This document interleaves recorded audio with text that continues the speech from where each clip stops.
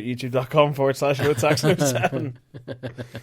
There's over 300 of them now. Go watch some of the older reviews while I recover. Yes, go and watch a review of something you can't get anymore.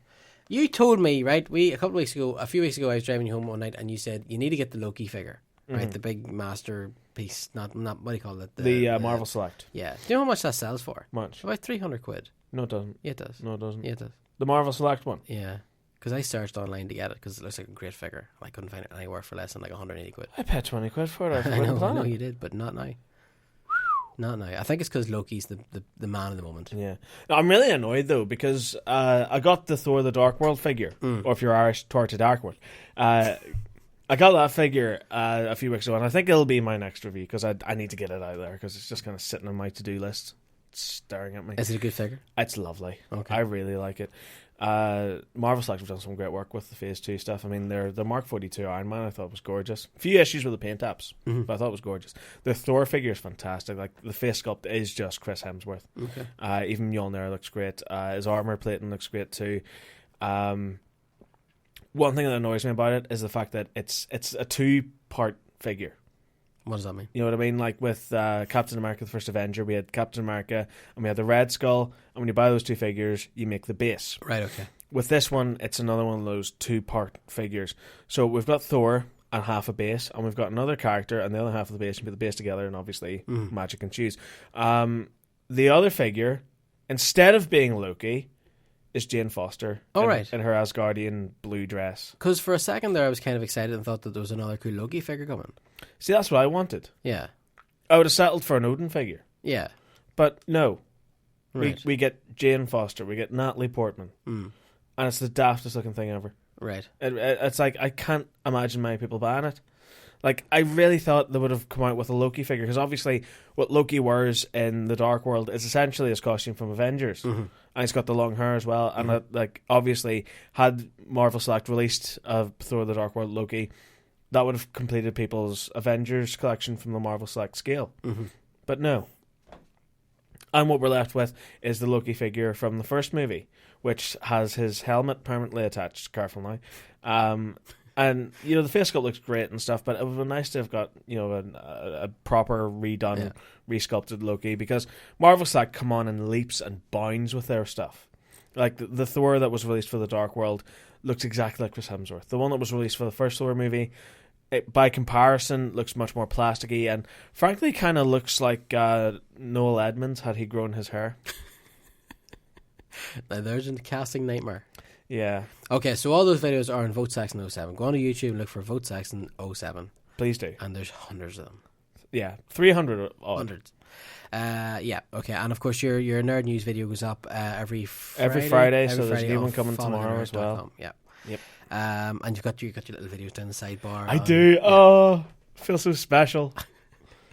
Okay, right. This is Shine 102.4 FM, and you have been following the nerd. I have been Mark. I have been Saxon. Thank you very much, sir, for coming on and doing another fantastic show. Thank you. Thank you. It's a good opportunity to redeem last week's disaster-thon. Last week's show was not a disaster-thon. It was a lot of fun. Thank you very much to John O'Brien as well for coming on, the author. We will be getting the reviews up for his book soon. And hopefully have him back on the show so we can actually get into as I said, the meat and gravy of the story, so to speak. Where we're a bit more sort of, because we normally like to be prepared, but just because what happened was he'd only sent us the books this week and we just hadn't got a chance to review them, so we do like to be a bit more prepared than that. But it was a great interview, and we definitely are looking forward to reading those books. Indeed. Thank you very much to Stuart. Al, of course, had a problem with the internet tonight, and thank you to Big Phil. Big Phil.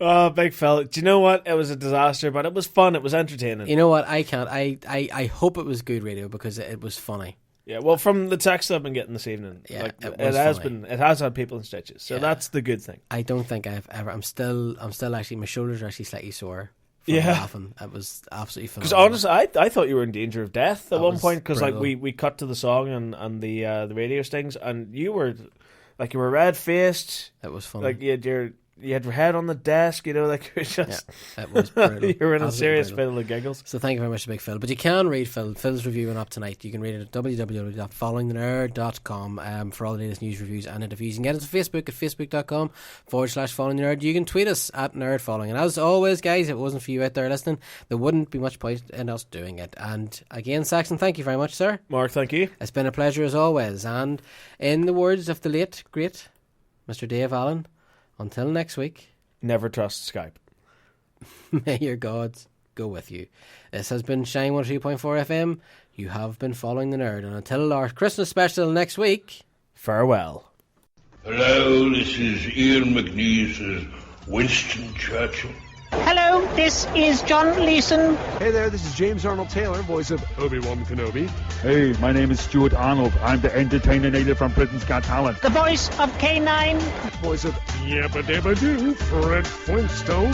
And I am following And the nerd. I am following the I nerd. am following the nerd. Following the nerd, and I'd just like to say, KBO, keep buggering on.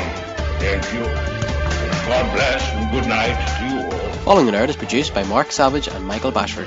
It is produced by Mark Savage with co-hosts Michael Bashford, Phil Wilts and Paddy Rand.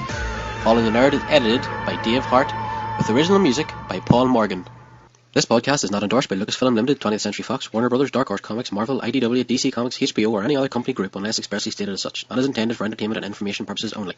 Following the Nerd and the Following the Nerd logo are all rights are reserved worldwide.